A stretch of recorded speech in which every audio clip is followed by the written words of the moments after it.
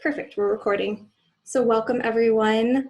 I'm Angie and I am an intuitive life coach, and I'm so excited that you all are here. I have a lot to share with you today, and I also want to tune into what you guys are needing, so it might change as we go.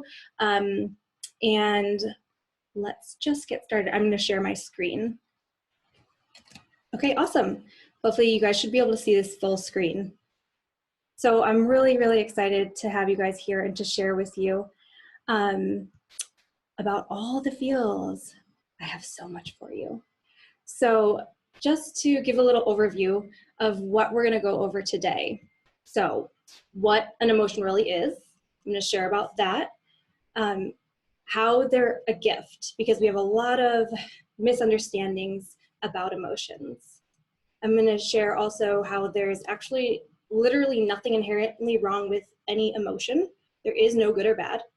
And how emotions are actually really something that make life so rich and can make life so meaningful.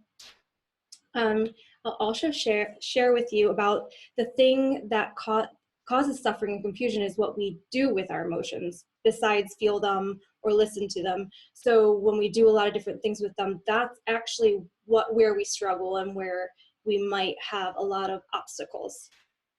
So it's not the emotions itself. You'll also learn how to transform this experience from struggle and suffering to one of ease and grace and enjoyment. And you'll learn, hopefully, what I'd love for you to receive is that it's possible to have an absolutely amazing relationship with emotions and to not only enjoy the experience, literally all of them is possible to enjoy to a certain extent, and see the gifts within it. Okay, so a little bit about me, especially as it relates to this. So as I shared, I'm an intuitive life coach, and my journey to coaching has been a long and winding one. And I grew up feeling things very deeply, but I didn't know that. And I also didn't know how to feel emotions. So I just kind of was in this chaos, and I didn't really learn about emotions. It was more so just be happy, don't complain. And I have incredibly loving parents, but they didn't quite have a handle on the emotional part, or how to, help me to understand those. So it was pretty, it was full of confusion and just at a certain point thinking there was something wrong with me for the way that I felt. And I would often judge my emotions and do a lot of different things with them. And then in high school, because I had a hard time feeling them, in part, it was part because of my emotions, also about what other things were going on internally in the way I thought and what I believed about myself. But I developed an anxiety disorder, one of two that I would have in my life. And it was really just in an attempt to feel better, but it was misguided and ineffective. And I just didn't really get what was going on. And this lasted throughout into my 20s as well. I can remember an experience with my now fiance, but it was then my boyfriend, and I was just feeling sad, and I didn't necessarily have a reason for it, and I just felt so constricted about telling him anything about this. It was like I felt ashamed that I felt it, and I felt that it made me less lovable somehow. So it was a lot going on with just the simple feeling of sadness, and it made it much bigger. So that's a little bit about me and how it relates to this. I might have more to share as we go on that. So I'd love to hear from any of you if you'd like to share what it's like for you, and just take a moment right now to think about this. What's your emotional experience been like for you up until this point? So going back to that, so what's been a challenge? What's been maybe easy for you? And where might there be any confusion or just hang-ups and obstacles? And I'm gonna actually go over to here so I can see you guys. If anyone wants to share, I'd love to hear from you. And then we'll go back to full screen. I'm trying to think what other examples I have from my life. I don't have my notes in front of me, but I can just remember really wanting to run away from them. Like, how far could I get from whatever the feeling was that I felt? And I would literally run away. I'll share. Yeah. So I'm in a Starbucks, everybody. My experience has changed in that I learned about how it's okay to just have bad feelings or like sad feelings, and like the power of being able to sit in that discomfort. And it's still really challenging, but like it just is part of life, I think, is what I'm learning, that there's gonna be like basically days where you feel like you have to sit in shit. Yeah. And I don't know, I feel like we live in such a time of instant gratification, and I'm working on not needing that with my emotions, because I think I want instant gratification with my emotions a lot. Like, I want to just feel better right now. And it's not the best way, I think, because I think you have to sit in the discomfort. So that's kind of my current like realization, and I have been having a lot of shitty days lately and trying to just like be in them. Yeah. Yeah. So it's that you understand it's totally fine, but it's still not necessarily easy when you're feeling the ones that you don't want to feel. Yep. Yeah. And I'm getting goosebumps as you're talking, because it's like, it's so exciting. We're going to talk about everything you just shared. Oh, cool. Oh, good. Yay. Welcome to, yeah, people hopping on. So, okay, awesome. I definitely have had difficulty with emotions over the years. For sure, I feel the same way as Rachel was talking about, and the discomfort became so great that it was psychosomatic in a lot of ways, because I had so much internal pain. Like I would have a tummy ache, I would have a headache, it would all manifest itself into a physical ailment.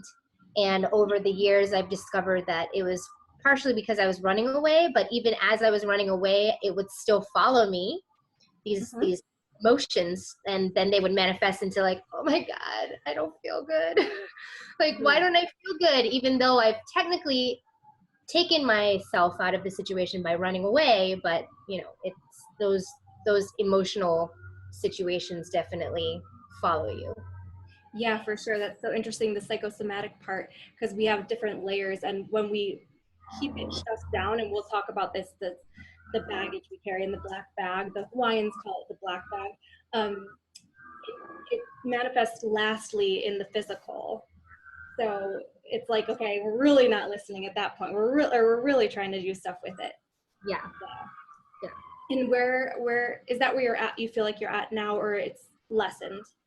I still have some struggle with it from time to time when I kind of default without realizing it, because, you know, self-awareness has grown over the years so exponentially, but there are moments where it's kind of second nature to you, and then you realize like, oh, why do I have this like headache, or why do I have this tummy ache? And I realize I have to like backtrack a little bit and be like, oh yes, that's why.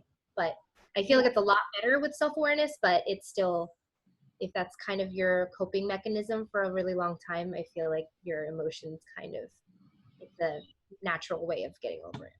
Yeah, especially when you get busy. You have less time to have that moment to like, okay, take a second and take that new track.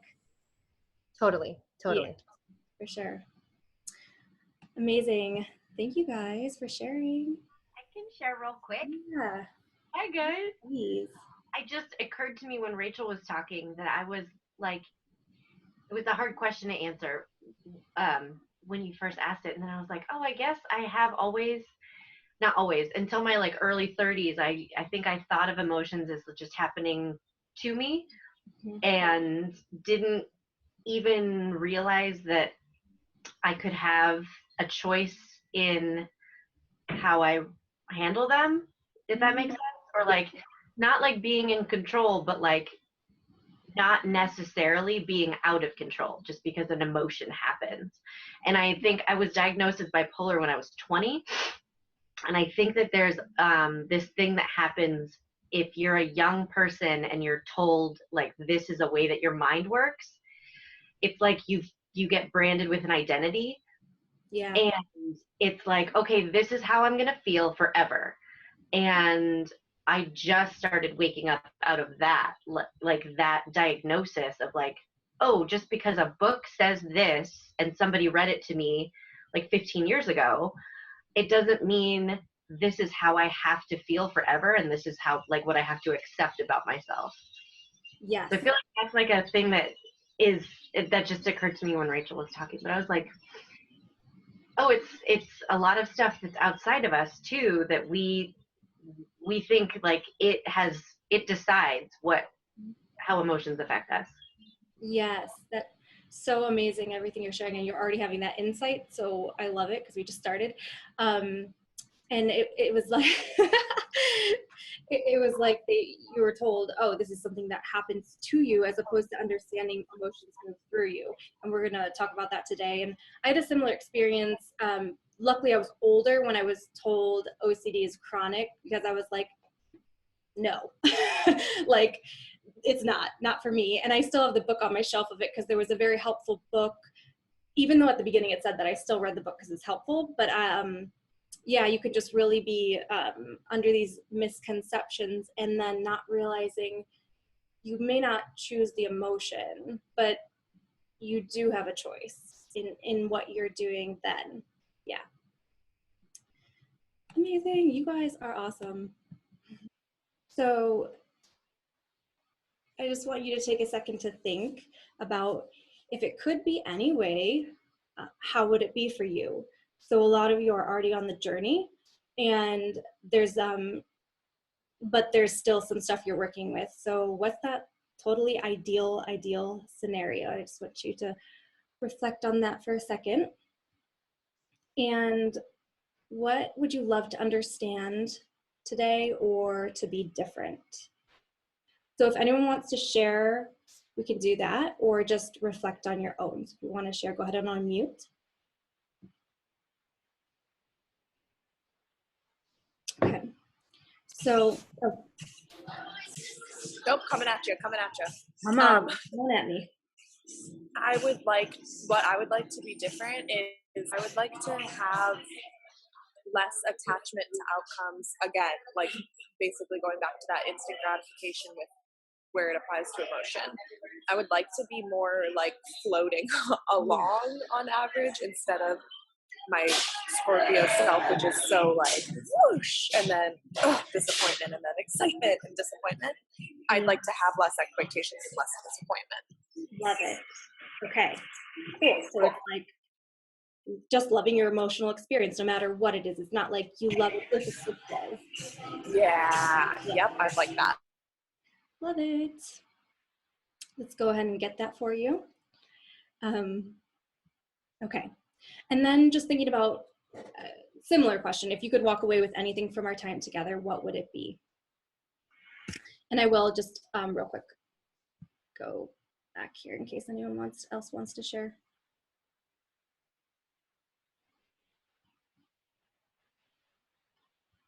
Thinking about that one. Okay. So if at any point you have a question, just definitely unmute. So diving in, what's an emotion really? An emotion itself and a feeling is so simple to begin. It's literally energy, and it's also a message for us. It's also a response to a thought, so we won't go too deep into this, but the process goes, you think, you feel, and you respond. So the reason it can get messy feeling, sort of, is because sometimes we haven't processed emotions, and then we just are automatically responding or automatically feeling something and not even realizing what's going on with the thought or what's going on unconsciously. And there are inherently no inherently good or bad emotions. There's just what we decide they are. And I love this piece of wisdom and knowledge. Nothing has meaning except for the meaning we give it. This is something you can apply in so many ways in your life. So an emotion, like for example, when I was sharing about sadness, I had given it the meaning that I'm unlovable if I feel sad.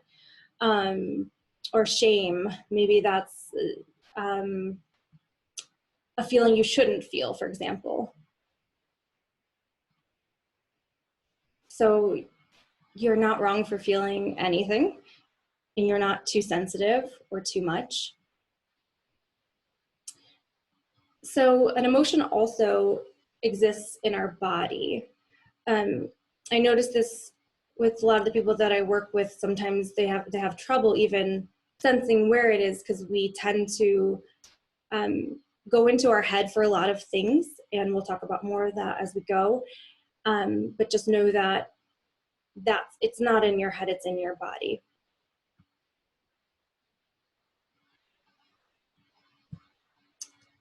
So, and what does it actually need for us to do with it? What do we need to do with an emotion?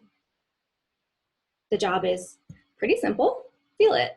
So sometimes simple isn't easy, but that's simply what it needs. And then listen. So the thing is, many of us feel and experience things very deeply, but we never learned how to do that, kind of like what I was sharing with growing up.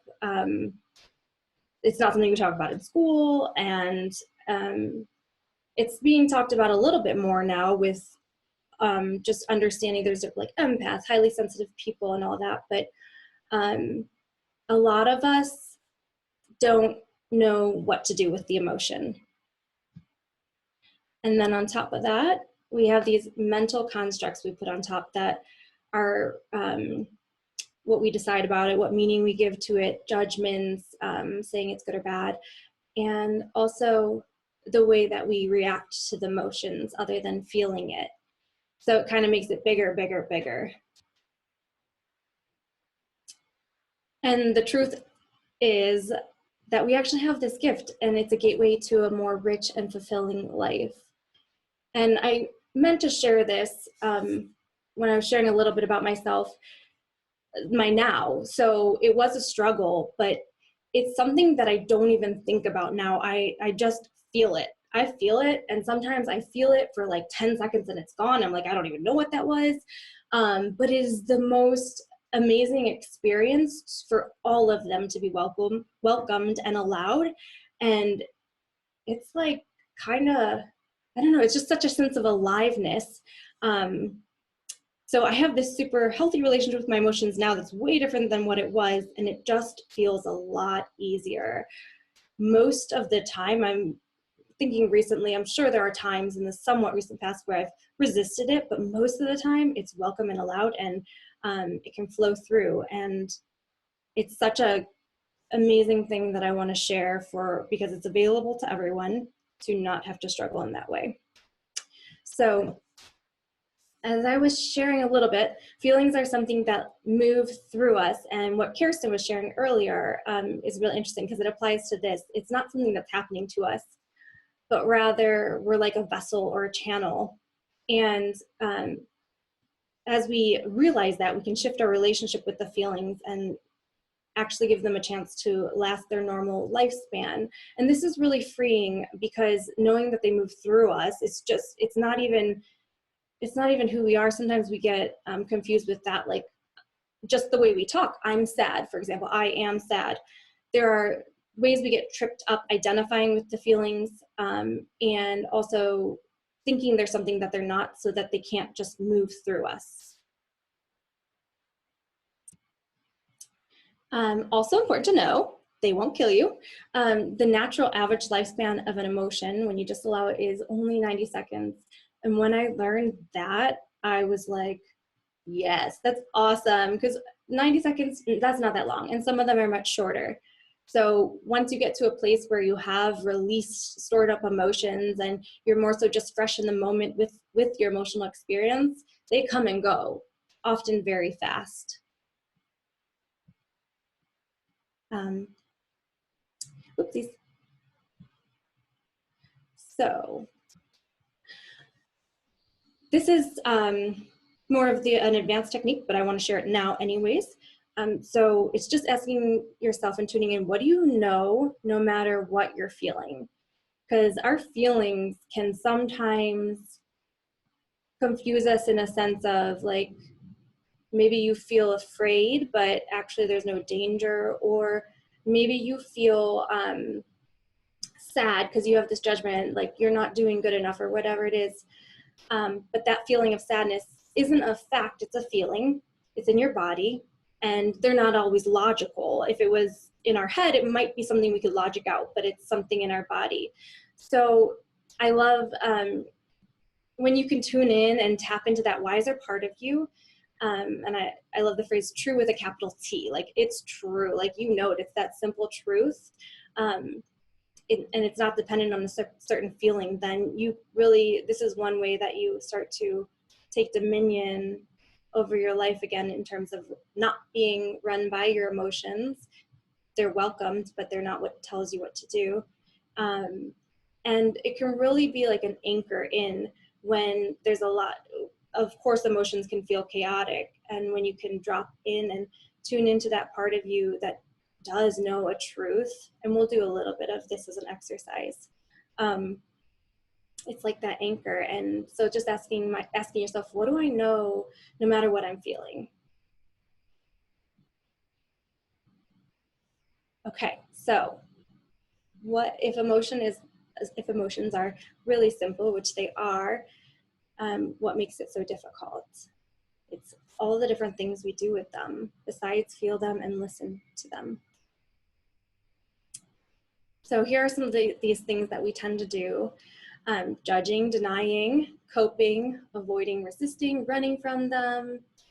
There's so many, oh my gosh. And you can go into specifics with these, like addiction, anxiety disorders, any example you can think of in your life where you don't feel the feeling and you try to fix it and make it go away. And then, oh, I love this one. We have feelings about our feelings. So this, I realized this about, I'm not sure, it was maybe like 2.5 years ago or so, when I was having anxiety day in and day out. It was so intense. And when it would start to dissipate a little bit, then I would have anxiety about getting anxiety. And so it was like the feeling about the feeling. It was just layered, and again, kind of making it bigger and bigger, like I was sharing. What else? Oh, I was going to share something else about that. The feelings about the feelings. Yes, about feeling embarrassed to feel sad, or feeling angry about feeling guilty, or feeling angry about feeling angry. So it's just another layer we add on. So also we add on that mental layer of the thoughts, the stories, the judgments about our feelings. This is good, this is bad, this means this. Another thing that's good to note is that one thing we do with feelings is we try to hold on to the good ones, and that's just another form of contraction or resistance, or not being okay with the with any feeling. It's more so, oh, I just want the good ones. And this one's, it's kind of funny too, because if you think about it, if you really only felt only good feelings, chances are you're just on drugs, and that would not be healthy, because you wouldn't survive always being on drugs. So just, that's a fun way to remember, like, being human means this full spectrum. And that was kind of what Rachel was sharing earlier about wanting to stay in those good places. Okay, so. Question. Yes. Well, we have a question in the chat. Thank you, I couldn't see the chat. And Yeah, thank you. yes, I just also wanted to say that really applies to me. Yes. Isn't that a good one? Clearly I'm working on something there. Yes. Okay. I'm just going to check these chats. Yes. Yes.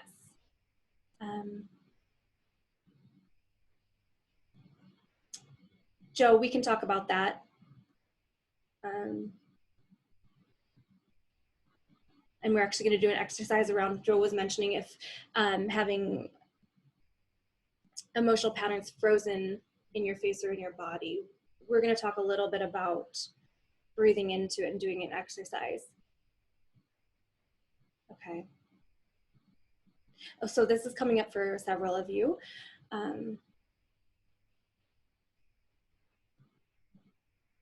Okay. I'm going to go ahead and continue on, but I will answer these questions as we go. So blender brain. I love this term. It's kind of like what you would think of with a blender, that it's swirling and swirling and swirling. So the emotions are in our body, but then we take it up into our head and we try to figure it out, and it just like swirls, and it's like confusion and like, oh, why am I feeling this? I shouldn't feel this. What can I do to make this feel better? Like really overly thinking and swirling it around and wanting to, sometimes we're not going to understand the emotion, and that's totally fine. But when we bring it into our head and really try hard to understand it, it has that effect of blender brain. So just remembering the emotions do occur in your body. I'm going to come back to the questions. So Joe asked, how do you deal with anger and suspicion? So it's the same as any emotion. It's no different. It doesn't matter the emotion. You feel it, and it's there with a message for you.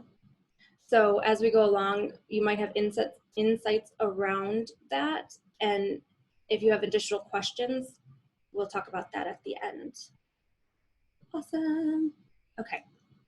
Another thing that, as I was creating this presentation, I was realizing some additional things in that sometimes we're simply disconnecting from the emotion as a safety mechanism because it doesn't feel safe to feel that feeling. And that might have been something we learned very young on when we didn't understand what was happening.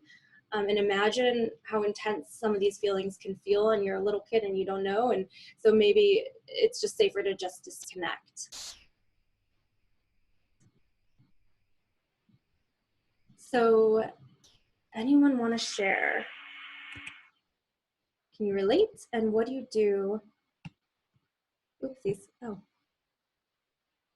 I don't know. Is it working? Yes, I just lost my place. I'm looking for the big, there we go. So can you relate? And what do you do with your emotions besides feel them?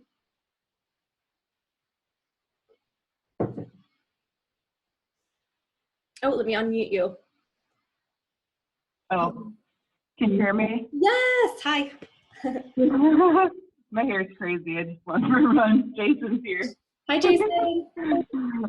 So what I do with my emotions is like basically don't understand them, usually. Don't express them, mostly.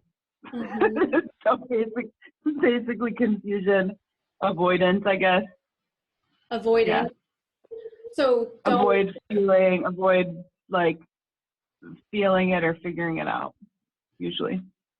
Okay. So would you say you try to figure it out? Like, do you take it into your head? Maybe, yeah. It more so sounds or just like or just like try to logic it out and be like, oh, I shouldn't be upset about this. Okay. Or this shouldn't matter, and then just not deal with it, avoid it. Okay, so it's like an instant judgment, like, nope, that doesn't matter, and then avoid and. But it's still there. Same exact. I just wrote in the chat. I use a lot of should. Like I shouldn't even be giving this guy any time or space in my head thinking about him. But really that's like me just not allowing myself to feel something. Yeah, yeah. It's making the emotions right or wrong because of the misunderstanding that there is a right or wrong. Yeah. And definitely, Kirsten says definitely thinking about them and whether they make sense to feel or not, rather than feeling them. Yeah. Yep. So much thinking and shoulding, for sure.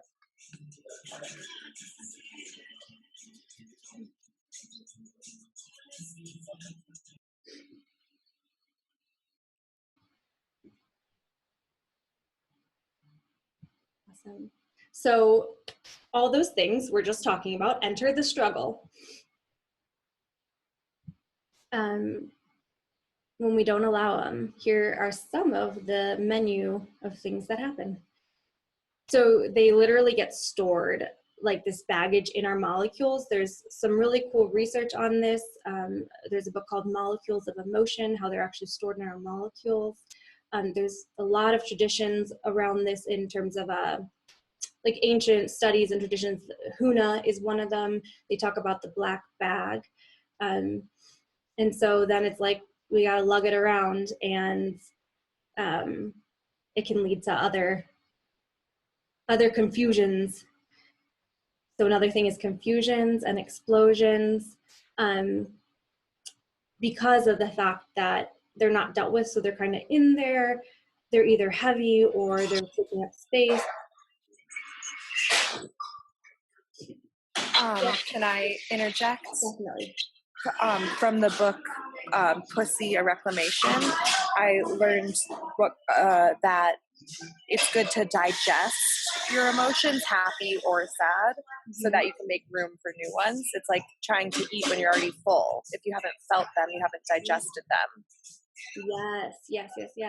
And does it, I'm not sure if it shares, but we can talk about how then it's layering on top, right? Because you're already full. So other things like addictions, distracting ourselves from our purpose, numbing out. I know that when I had intense anxiety, there were times that I was just like, I think I'm just gonna have a glass of wine, and it did really help, but that's not a cure. And just freaking out, that for me would happen when it just got to such a level that I was like, I really don't understand this. It's such an intense experience. And I would just call anyone to try to feel better. It was very, very, very hectic. Or if it was in the middle of some activity with a bunch of people, like a party or something, I would just run away, literally, like go find a room somewhere because I was feeling so many things. And kind of like how we have, like Rach was sharing with the feeling full and layers, also with the black bag. So our reactions can be really disproportionate to what's actually happening because we're carrying around this baggage. And so we're not reacting from what's actually happening, but we're reacting from everything leading up to that in the same type of experience and emotions. Okay, so we're gonna watch a three minute video real quick. Hopefully this is full screen for you guys.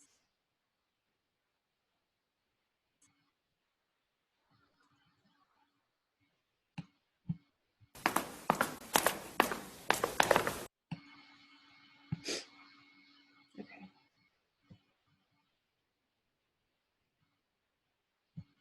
Exactly, yep. Yeah. Amazing. Love it. So other things like addictions, distracting ourselves from our purpose, numbing out. I know that when I had intense anxiety, there were times that I was just like, I think I'm just gonna have a glass of wine, and it did really help, but that's not a cure. And just freaking out, that for me would happen when it just got to such a level that I was like, I really don't understand this. It's such an intense experience. And I would just call anyone to try to feel better. It was very, very, very hectic.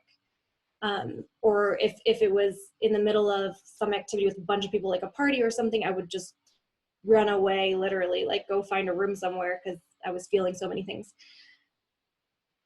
And kind of like how we have, like Rach was sharing with the feeling full and layers, also with the black bag. So our reactions can be really disproportionate to what's actually happening because we're carrying around this baggage. And so we're not reacting from what's actually happening, but we're reacting from everything leading up to that in the same type of experience and emotions. Okay, so we're gonna watch a three-minute video real quick. Hopefully this is full screen for you guys.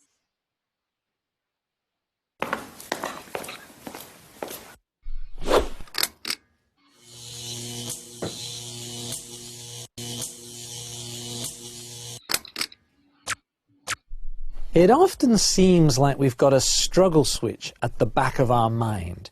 And as soon as an uncomfortable emotion, a painful feeling or memory shows up, it's like the struggle switch goes on and we start to struggle with it. So let's suppose anxiety shows up. A very common, painful emotion that we all get to experience. Anxiety shows up, the struggle switch goes on. Oh, here's anxiety. I don't like anxiety. I want to get rid of my anxiety. Now I've got anxiety about my anxiety. So it's getting bigger. With the struggle switch on, I now get, oh, my anxiety's getting bigger. How do I get rid of my anxiety? Now I've got even more anxiety. With the struggle switch on, I may then get angry about my anxiety. Why does this anxiety keep showing up? I hate this anxiety. Then I might even start to feel sad about my anger. Oh, is this my life? Oh, and then I may start to feel guilty about my sadness about my anger. Oh, how pathetic am I when there's starving kids in Africa? So with my struggle switch on, my emotions get amplified. I've now got guilt about my sadness, about my anger, about my anxiety, about my anxiety. And that kind of amplification of emotions gives them more impact and influence over my life and often gets me bogged down or pulls me into self-defeating behaviors. Now, what happens if I can switch off the struggle switch? With the struggle switch off, anxiety shows up, and it's not that I like it or want it or approve of it, it's just I'm not going to struggle with it. I'm not going to invest my time, energy, and effort in struggling with this anxiety. Instead, I'm going to invest it in doing meaningful, life-enhancing activities, such as spending quality time with my friends and family, or playing with my kids. Now, with the struggle switch off, the anxiety is free to move. It may get higher, it may get lower, it may move quickly, it may move slowly, but the point is it's free to move. It doesn't get amplified by all of these other emotions which make it kind of bigger and stickier and make it hang around for a lot longer. So there's no such thing as a life without anxiety. It shows up for all of us. But when anxiety shows up and the struggle switch is off, it's so much easier to live with than when the struggle switch is on.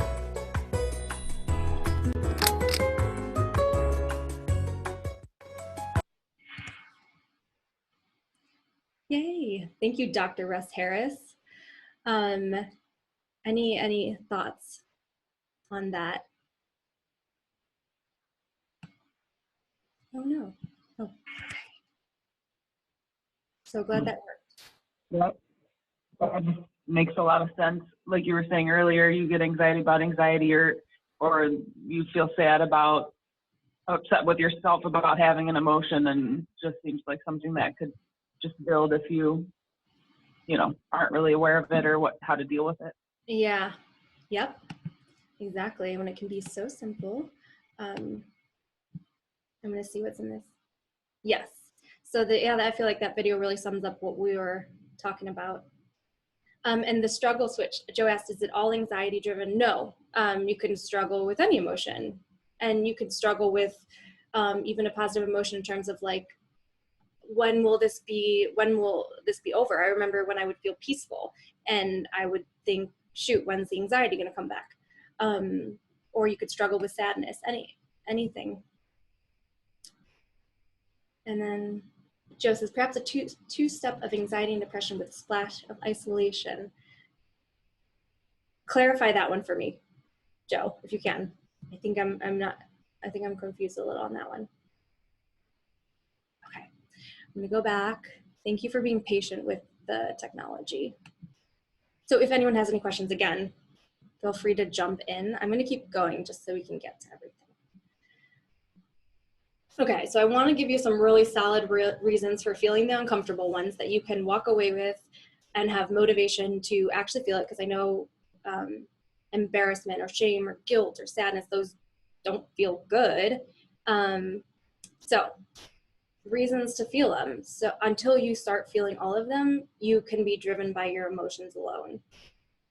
So I remember thinking, trying to figure out how I would feel in a situation. And I would base my decision on, like, say if I would go based on how I thought I would feel. The emotions really were such a driver. And it's not to say that they are not meant to be a part of our life and maybe a part of decisions, but it was more, I felt limited in that I had to feel a certain emotion, so that limited me in what I was able to do. Again, they're not going to kill you. Even a panic attack, which can feel so incredibly scary, will not kill you.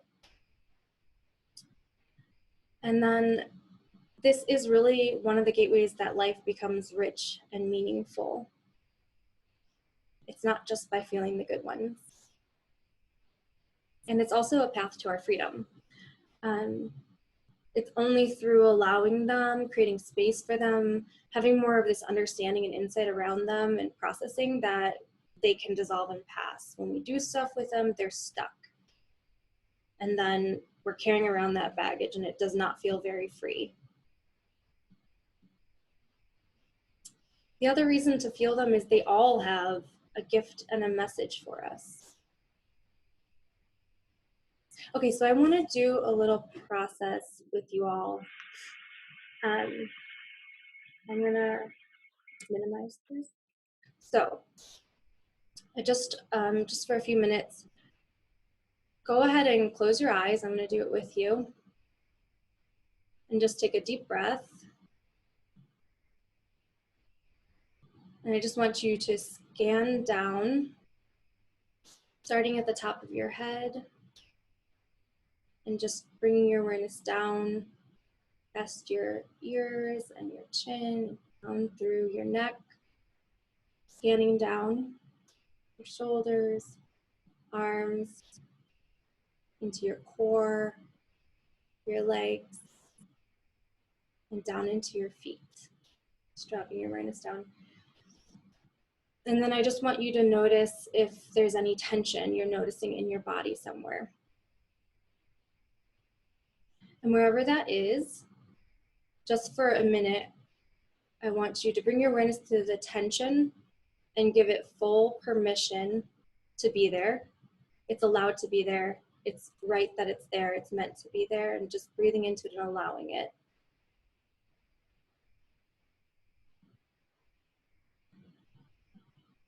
Full permission, it's welcome. And just notice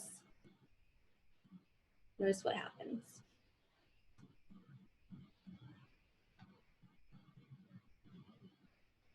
Okay, I'm just opening your eyes. And I just would love to hear what happens. What did you notice?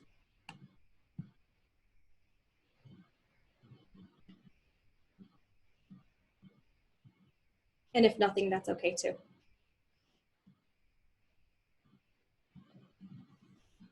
So for me, if no one wants to share, when I'm able to allow to go into an area that might be tense and just give it permission, allow it, breathe into it, it tends to soften. Not that it necessarily goes all the way away, but this is two parts, this exercise. One is just a simple way to bring your awareness into your body where your emotions are. For some of you, that might not be something that you experience, and it might be mostly energy in your head. So just closing your eyes and visualizing dropping down.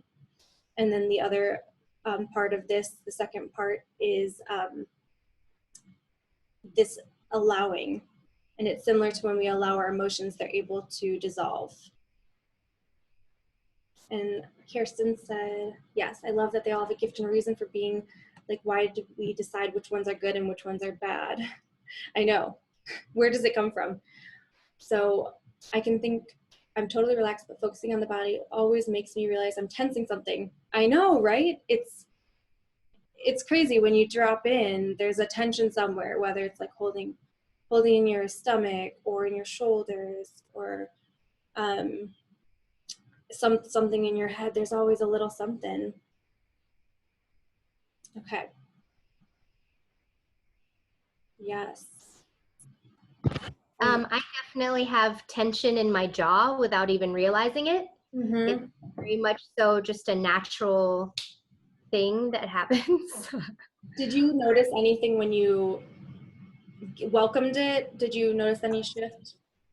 I did. It was just like, I guess I don't naturally think about it during the day, but when I actually like stop and close my eyes, I realize I'm doing it. I unclench, and then it's just like this dull ache that kind of happens. And then I question, like, why am I tense right now? This is actually a very relaxing experience. So questioning like, Yeah. what is it?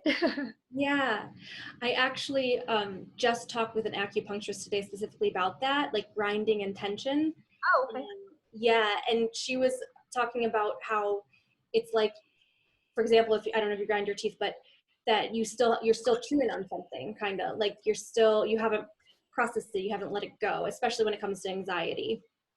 Oh, that's So interesting. it was really interesting. Just letting ourselves not hold on to stuff could help with some of that relaxing. Yeah, definitely. But that was my experience. Yeah. And yes, okay.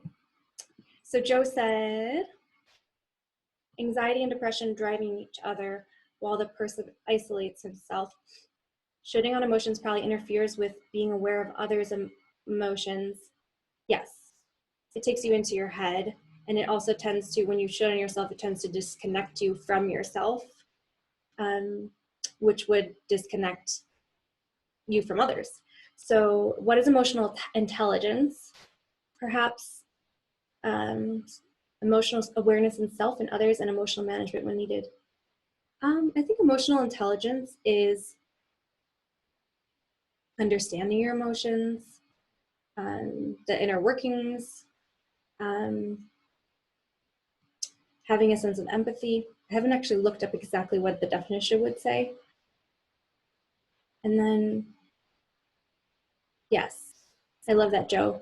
Shoulding and being in your head is the illusion of control. There's so many ways that we have an illusion that we're in control. And that's all mental, so it's in your head. So got a little bit more for you guys. So as I was sharing, emotions really do make life rich. And you can think of it like the colors of a rainbow. Would you really just want a rainbow that's just orange and yellow and red? It's not the same. And that's how it is. It's such a spectrum. And when we allow ourselves to feel some of the blues or the greens or the purples or whatever you want to think of, the colors that wouldn't be the ones you would want to feel, it really is like this life in color. And the more you do it and the more natural it becomes, the more they're all welcome. I actually will share another experience I had recently where I felt this intense sadness come on, and I'm not used to feeling that in that way. It just doesn't come through me that often anymore. And I was literally very interested. I was like, where do I feel this in my body? And I was noticing it's in my heart and my stomach, and just getting really curious.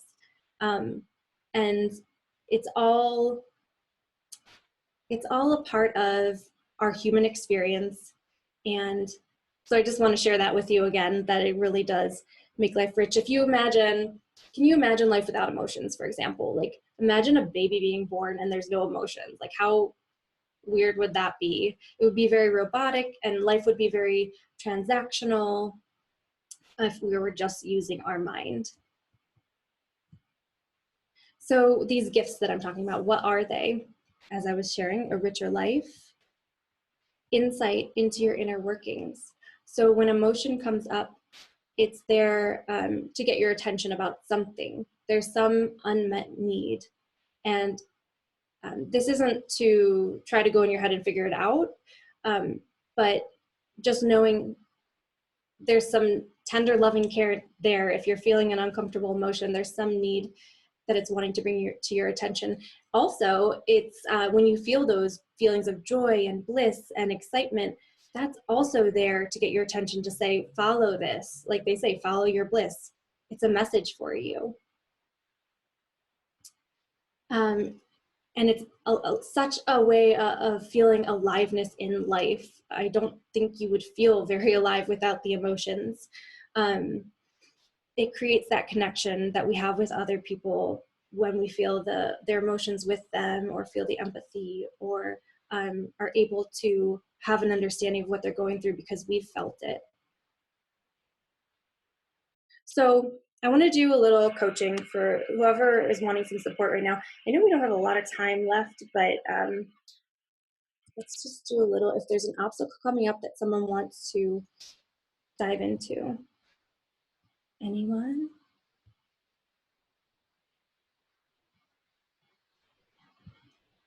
And if not, that's okay. We'll go on with a little bit more. Okay, jump in if anyone wants it. Mm-hmm. I don't know, what was the question? Was like an obstacle? Yeah, if there's something coming up, like you want to do a little coaching around specific, like an undesirable experience in your life. Okay. Yeah. Oh, okay, not a specific emotion, just. It could be a specific emotion that's difficult for you. Yeah. Oh, identifying what I'm feeling. Okay. To start, you know. Yeah. So what happens what's your current experience with it? Usually it's like I try to just tell myself everything's fine or everything's good or whatever, but life's not perfect. So a part of you is very aware you're feeling something. Yeah. But that part of you that's aware, it's not that you can hear that part. You more so hear the part that says, I don't need to feel this. Yeah, I guess so. Yeah, I should be okay, I guess. Okay. So are you able to, when we were doing that dropping into our body, were you able to go in a little bit? Yeah, actually, the same thing as, I forget who it was, someone else shared, I had tension in my jaw. Mm-hmm. I don't know if I grind my teeth anymore. I don't think I do it to the extent I used to, but I felt tension in my jaw that released a lot when we were doing that body scan. Mm-hmm. So I think it's sometimes like not, I don't know, like holding something in, not saying something. Yeah. And what's that main thought that comes up? The judgment. I don't know. So like, I should know what I'm feeling. I shouldn't feel this. This isn't okay. Yeah, both. I should Both know. of them. Okay. What feels strongest? I shouldn't be feeling it. I shouldn't be feeling this. Okay. Yeah. Okay. That thought, I shouldn't be feeling this. What do you feel in your body when you have that thought? Like a stress, like a tension. Mm-hmm. Mm-hmm. And if like fighting something. Fighting something. Yeah. Okay. So resistance. Yeah, that's a good word for it. Yeah. Okay. And the thought was, I shouldn't be feeling this, right? Yeah. So you feel like a tension and resistance? Is there any specific place in your body where you feel it? Like my throat, chest. Okay. Yeah. Okay. Okay, that's really good. Okay, so just going into there and just tuning in to your throat and this tension. And then let's just let that part of you speak. And it can be like totally, it doesn't have to be well thought out. It can be just like, you don't have to try to make it positive, is basically what I'm saying. You still there? Yeah. Okay. Yeah. So what would it say? Like, you should be better at this, or, you know, what kind of things does that part of you say? Yeah, I guess like everything should be fine, or I don't know. This is a hard one, right? Is this hard Yeah. to connect with? Yeah. What's coming up for you right now? Oh, the same thing, like I should be fine. Yeah. So if that part of you that tells you that had a deeper intention that was positive, what does it really want for you? To be happy, I guess. I don't know. To be happy? Yeah. Mm. So when it comes up, or is there anything else? Is there anything else, like a deeper intention of, I don't know, I'm almost sensing safety. Yeah, maybe. Yeah. So how effective is it at giving you that deeper intention of happiness or safety? Oh, it's not. I mean, it's not. It's me like avoiding something, I feel like. Yeah, yeah. So what might be one way that you could, a more creative way to have that happiness or safety that essentially it's coming from a different part of you, a higher self part of you. So instead of when it comes up, give me just a second. I want to process this for a second. Mm-hmm. So it's coming up and it really wants this positive thing for you. It wants you to be happy. It wants you to feel safe. And so it thinks, I shouldn't feel this way. You should know what you're feeling. All these things, really, really trying hard for you to feel happy. So if there might be a different approach to that happiness, and it can be very, very simple, what might it be? I don't know, maybe just letting it out, whatever it is. Yeah, yeah. So maybe something with allowing the tension to be there and welcoming it. Yeah. If you were to close your eyes for just a second and breathe deep down into your core,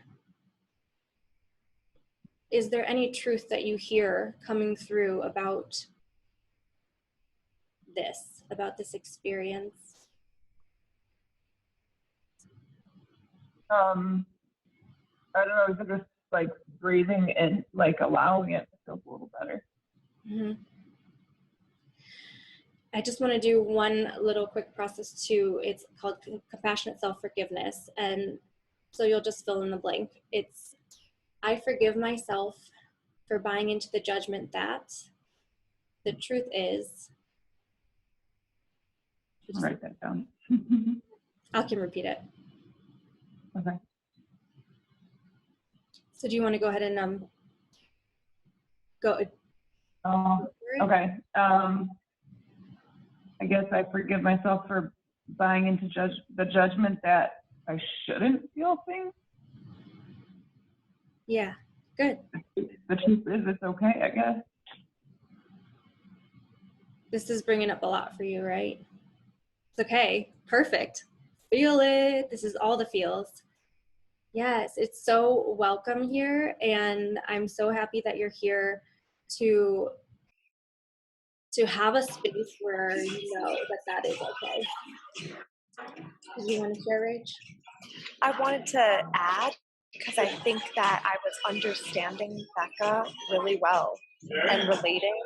And tell me if this relates back to you, Becca, but I feel like it's almost like some of us people are like, we hate throwing up.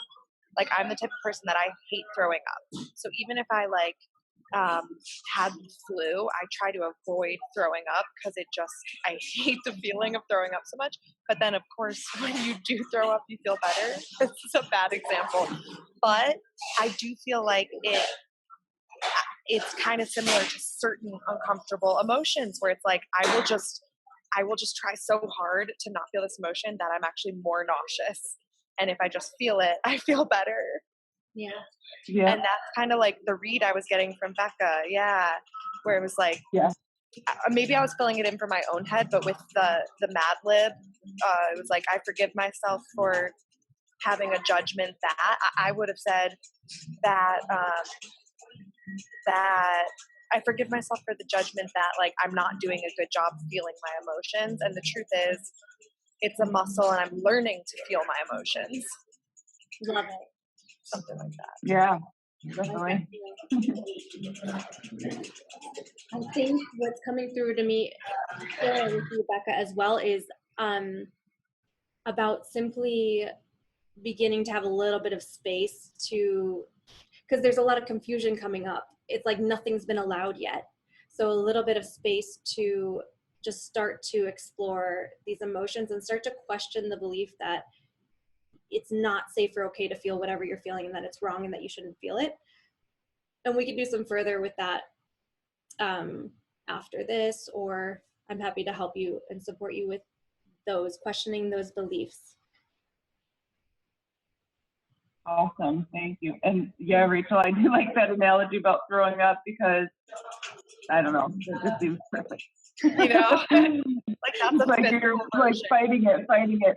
You're like fighting it so long, and then like it was just really that bad. Like do it, just do it already. Essentially resistance. Yeah. Yeah, it's so hard because you have to hold on so tight. It takes a lot of energy, and once you let go, it's like, oh, okay. Oh, okay. Kirsten said it's like water can boil in a pot for a long time, but when you take off the lid for the first time, there's a bunch of steam to the point of the space Andy was talking about, starting to allow. Yes, a pressure cooker almost thing too as well. It's like all this pressure and you take the lid off and it can start to be released.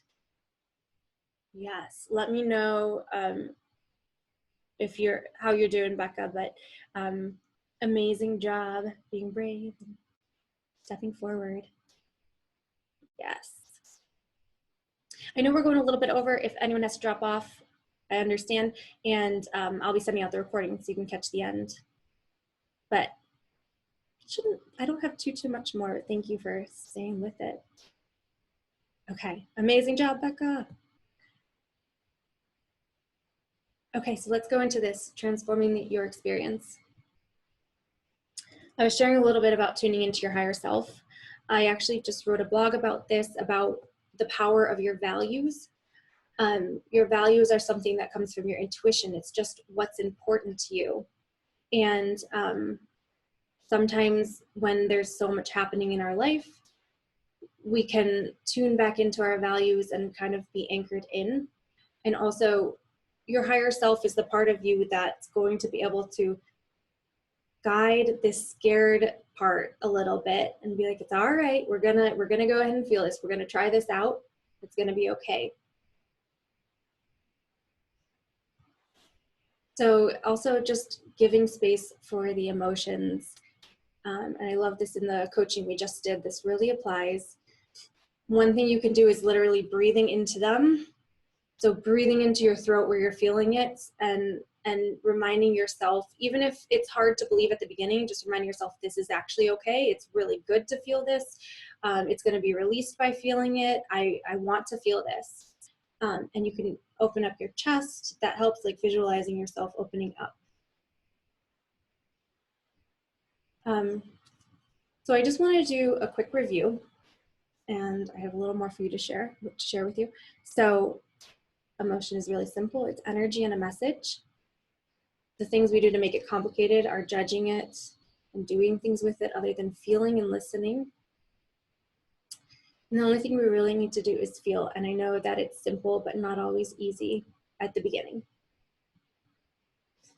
And when we don't, they get stored, and we carry around this black bag. It causes this confusion because it's so much layered on so much. It's almost like you have no idea what's happening. And it can have that sense of feeling out of control because it feels so reactionary, and the reactions feel bigger than what's actually happening. And what we do have to do is raise this capacity to feel certain ones. And I think this applies to a lot of what we were sharing in the different discussions, that it's not all going to feel good, and that's actually totally okay. They're not going to kill you. And sometimes allowing ourselves bit by bit, when it comes up each day, just having a moment where we're going to feel it to become stronger and practice that muscle. It's like raising your pain tolerance. The good news, it really, like we were watching in that video, life becomes easier. It becomes more rich and meaningful because you get to experience that whole wide range. It's like all the ups and all the downs. I wouldn't trade it for a thing. And rather than it being about just chasing just the good ones, honestly, that would be boring. We also get to start being the drivers of our lives, and there's more chance for us to be connected to our purpose. And it's not just being driven by emotions. We didn't get to talk about thoughts today, but also sometimes we can be driven by those. And they're here with these gifts. So to feel alive, connecting us and showing us what we need. When we allow the uncomfortable ones, we counterintuitively experience less. So if that's any incentive, the more you allow, the more natural they move through very fast. Once you throw up, you feel better. So that's the bonus, not the goal. It's not the goal to experience less of the negative emotions, but it is a bonus to allowing your feelings. So, yay! When we change our experience through insight and knowledge, which we're doing today, through awareness, which you're beginning, and some of you are already on that journey, and through accepting our experience and knowing it is right because it's happening. It's perfect because it's happening. You're meant to feel those feelings. And as we begin to allow our emotions without the judgments and the layers and the mental part and the shoulds, they are able to move through us like a vessel, like a channel, like wash through, like waves coming in and out. And when we can tune into our higher self as a way to know it's safe to feel what we're feeling if we need it, if it feels really, really scary, starting to cultivate a connection with that part of you that is your true self, that knows it can carry you through, even when it feels so incredibly scary. So I have some challenges and exercises to send you away with. And so I just want to hear from you, either where you're needing support or what's one thing you're taking away so far. And then I'll share activities and exercises that will deepen this. I am totally taking away that all you have to do is feel it and listen. I love it. My job just got so much easier. Yes. Like, that's such a good reminder. I can totally remember that because it's simple. All I have to do is feel it and listen. And I love the listen part because that's really exciting. Like, I want to just keep up leveling and operating at like my higher intelligence, my higher self. And that's like, I'm excited, like, ooh, I get info and answers by listening. Hell yeah. Like, knowledge is so powerful and valuable. So yes, it's like, oh, there's something to see there. Yeah, like I feel excited and curious for the next big emotion to come up, which will be any minute because it's constant for me. Yes. I feel you. Yeah. Right there with Rachel, that's for sure. waiting for that next experience. But I think my biggest takeaway was the same thing as Rachel's, but also just like checking in with myself, being able to have that like breather moment, just allowed me to be like, oh wait, why am I having problems here? Like, what am I feeling in my body? Just because if you're on the go all day, every day, and you don't take that moment to just check in with your body and yourself, then you don't realize you're like storing away all these emotions, and then you're totally exhausted later on, and then you have to like dig into what is actually going on, whereas like you can actually feel it in the moment, allow it to happen, and then it won't be like stored in your body later. Yeah, I love it. There's this exercise you can incorporate if you want. It's called Goddess Hour, and it doesn't take an hour. You can do like 5 minutes, but you just ask, what am I feeling? What am I needing?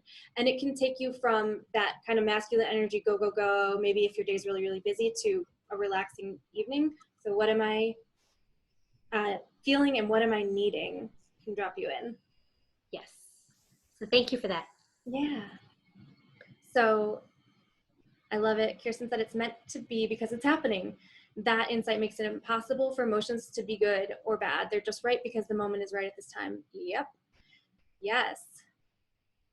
And Joe said to feel it and listen. It's all good. Being in the head is an illusion of control. I love that you got that insight out of there, Joe. Yes. And to body scan more often and make letting tension go a regular thing. I love it. I'm going to be doing that too. It's so simple.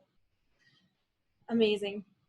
Okay, so I'm going to share with you guys some ways to ground this in that you can begin cultivating this new experience where you not only have a lot of ease with your emotions, but you're also excited, like for the gifts that are here. Like Rach was saying, like it's going to show, it connects you to your intuition, it connects you to what's going on and what needs to be looked at to be healed or released or loved. So I'm going to share with you those.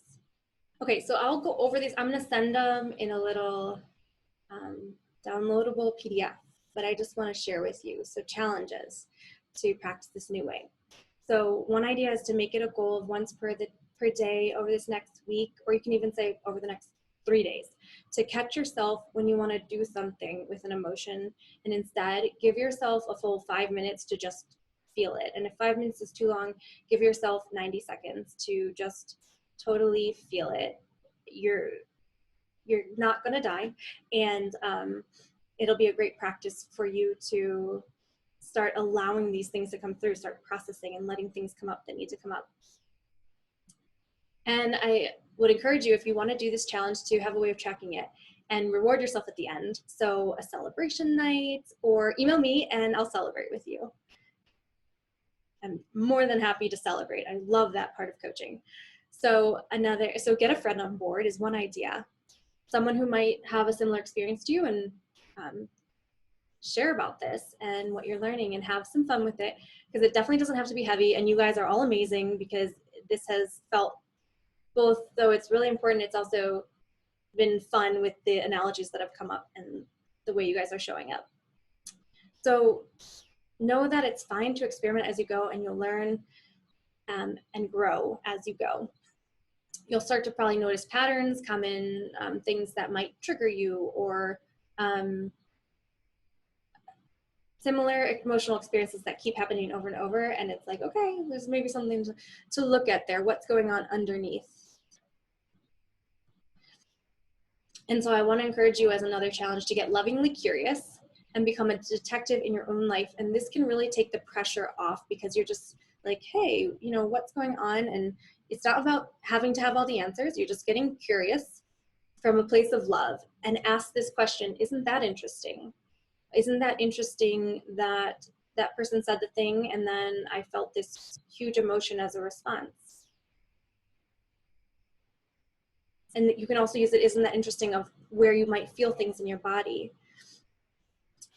Getting curious, isn't that interesting when you feel intense sadness? What does it feel like for you? Starting to get into your body and understand these different emotions and really get connected more into your body.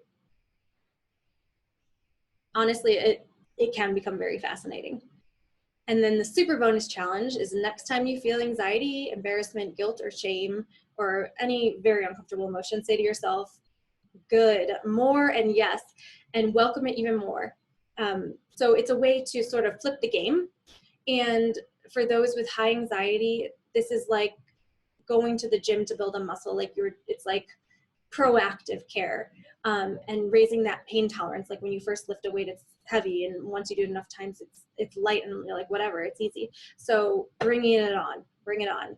That's a super bonus challenge if you're up for it. Okay, so the more you practice allowing this emotional experience, the higher tolerance you'll have for anxiety. So counterintuitively, by welcoming it and being like, yes, you actually end up experiencing less of it overall, even though that's not the goal, but it's the bonus. So any questions? Yes. Yes, I love that, Kirsten. Every emotion doesn't need to be solved and figured out. Oh my gosh, absolutely. Sometimes it's just meant to be felt. For sure. And maybe later on, and maybe you don't, and that's totally fine. Yes, Kirsten said, I'm experiencing all kinds of fear in building my business. Yes. It's going to be so empowering to welcome more of it. I so know what you're saying. It can be so stressful and anxiety and fear provoking to be doing something that you're just getting started, you don't know, and a lot of emotions. So how fun to just like switch the game on it, where you're like, yeah, I want this. It's almost like if like someone's bullying you and you fight back, that bully is like, great, I'm going to keep going. Like, I want them to react. And then when you don't, they kind of just fizzle. I have a quick question that has to do with, sometimes I think I get, it's like almost hard to put into words, but confused on if I'm feeling I don't know, it has something to do with outcomes, because I want to do the super bonus challenge, and I want to do it on feeling like I want to, this might be too confusing because it's kind of external, like wanting to hear from someone, like wanting attention from someone. Yes. Wanting a connection with someone, and that's outside of myself. So I guess I'm trying to narrow down what is actually from me in that. It's some sort of emotion, some sort of, I don't even know what to name the emotion. Well, I'm really starting. Discomfort, right? Yeah, I guess discomfort or disappointment. Mm-hmm. Disappointment. I'm scared of feeling disappointed. Oh my gosh. Yes. Yeah, and an intimacy. Is it more fear, or is it like you're scared of feeling that, or it's that I don't like it. I don't want to feel disappointed. But flipping the game would be like, just disappoint me, bring it on. Yeah. Sounds crazy. Is that what flipping the game would be in that case? Yeah, it can be like, I got this, I can handle this. Yeah. Would it be kind of like, as long as you're not doing it to try to make yourself feel better, in a sense, you're just doing whatever that thing floating around that's causing the discomfort, like the emotion or the thought, you're like, I welcome this, I want this. Yeah. Okay. Yeah. Okay. And then cool. It does build that muscle. That's what it is. Of knowing that made sense. Anything. Yep. Yeah. Okay. Cool. Thank you. Yes. Awesome. I know people had to run. Okay. We really went over. Okay. I'm going to finish up though, because I do want to share. Okay. One last thing.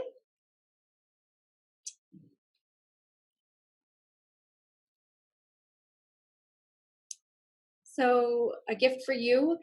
I want to acknowledge you for showing up and for being here. And I will, for the people that had to leave, I'll note this in the email, that I want to open up 2 60-minute complimentary coaching sessions just as a gift and in support of whatever you're needing. It could be related to what we talked about today. It could be something else. So just to the first 2 people that reach out to me, we'll do a full 1-hour coaching session, whatever you need. And it's totally not contingent on enrolling or anything like that. It's a gift that I want to give to you for showing up for yourself, because this is really important work in the world to be to be releasing what's weighing down you being your full self in the world. So if you're interested, contact me. There's my email. And let me know that you want to claim one of those two. And then if you're wanting more support, I do one-on-one coaching, and I have right now 2 open spaces. So if that's something you're interested in, you can email me as well, or you can just book through that link to set up a time for us to talk and do a consultation, and that's complimentary as well. So just we can, I can hear, you know, what the support is you're needing and what you're wanting. Okay. So thank you all for hanging around longer, and you all are amazing. And I'm going to stop my screen share.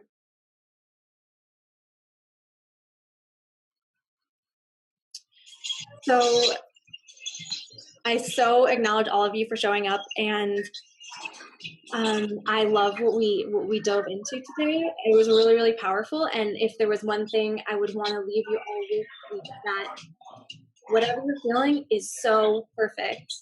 And I want to like put an expletive in there, but I won't. But it's so perfect. It's okay, and it's allowed. And just feel it. All of the feels. There's so much in there for you. There's wisdom. There is freedom, lightness, and when you feel the uncomfortable ones, you'll also feel more of those positive ones. So, thank you. Thank you, If there's Angie. anything else, let me know. I'm going to go ahead and stop this recording.